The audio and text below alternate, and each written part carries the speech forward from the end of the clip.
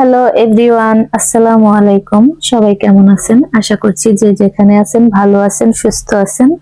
আল্লাহর অশেষ রহমতে আমরা অনেক অনেক ভালো আছি। তো আজকে চলে আসলাম আরো নতুন আরেকটি ব্লগ নিয়ে। তো আজকের ব্লগটিতে হচ্ছে হুমায়রা বুড়ির জন্য কিছু স্ট্রবেরি মাফিন কেক বানাবো।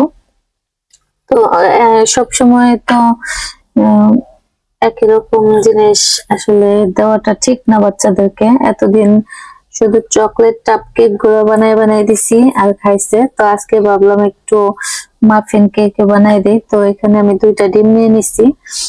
ডিমটা ভাঙতে চাই একটু খোসা পড়ে গেছিল, পরে আমি আঙ্গুল দিয়ে উঠে নিলাম আর এখানে চিনি দিয়ে দিলাম। তো সাথে দিয়ে আমি একসঙ্গে ব্লেন্ড করে নেব, কারণ এটা তো আর স্পঞ্জ কেক না যে ফোম করার প্রয়োজন হইব। হ্যাঁ, এটা ফোম না হইলেও কোনো সমস্যা নেই।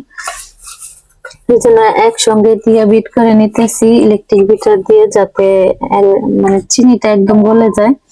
চিনিটা মানে পুরোপুরি গলে নাই, হালকা একটু গোল আছে দানা দানা। তারপরে আমি এখানে কিছু তেল দিয়ে দিলাম। আর স্পঞ্জ কেক বানাইতে গেলে তেলটা দেওয়া লাগে না, না দিলেও চলে, কোনো সমস্যা নাই। কিন্তু এই কেকটা বানাইতে গেলে একটু তেল দিতে হয়, তেল না দিলে দেখা যায় গলায় আটকা যায়, যার কারণে তেলও দিয়ে দিলাম। আর তো এখানে আমি যে ময়দা, গুঁড়া দুধ আর হচ্ছে বেকিং পাউডার, কর্নফ্লাওয়ার এগুলো দিয়ে চেলে রাখছিলাম আগেই, আপনারা হয়তো দেখছেন শুরুতেই। তো চেলে রাখছি আর এখন এটা দিয়ে আমি এই দিয়ে এটা, আর তারপরে দিয়ে দিলাম হচ্ছে এখানে স্ট্রবেরি ইমালশন আর একটু রেড কালার, যাতে একটু কালারটা বেশি সুন্দর হয়। ইমালশন দিলেই অনেক সুন্দর কালার আসে। তারপর আর একটু গাঢ় করার জন্য একটু কালার দিলাম। তো দেখেন কালারটা কত সুন্দর আসছে। আর আমার বিট করা হয়ে গেছে। ইলেকট্রিক বিটার দিয়ে করলে অত বেশি সময় লাগে না, হ্যান্ড বিটার হলে একটু বেশি সময় লাগে। তো আমার এটা হয়ে গেছে। এখন আমি যে কাপ কেকের যে মোল্ড আছে ওটাতে কাগজ বিছিয়ে নিচ্ছি ছোট ছোট। আর হচ্ছে এখন আমি এই যে মেজারমেন্ট কাপ দিয়ে মাইপা মাইপা দিতেছি। অমনি দেখা যায় কি বাটি দিয়ে বা এই যে একটার ভিতরে নিয়ে দিতে গেলে বেশি পড়ে যায়, কম পড়ে যায়।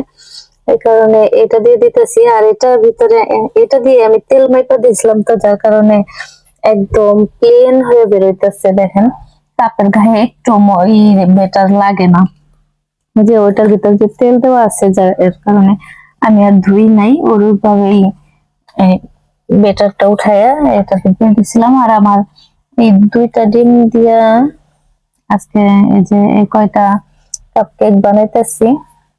তো হুমায়রা আবার কেক খুবই পছন্দ করে, আর বাচ্চারা আসলে বাহিরের জিনিস এটা বেশি পছন্দ করে। তো এটা আমি বেকারি থেকে আনলে তো অতটা স্বাস্থ্যসম্মত না, এই কারণে বাসায় বানাই দেই, যাতে একটু ভালো মতো খেতে পারে। এই যে দেখেন বানানো হয়েছে, গরমটাই নিয়ে আসছে খাওয়ার জন্য। তো সবাই দোয়া করবেন আমাদের হুমায়রা বুড়ির জন্য। আর সবাই ভালো থাকবেন এই কামনা করে আজকের ভিডিওটা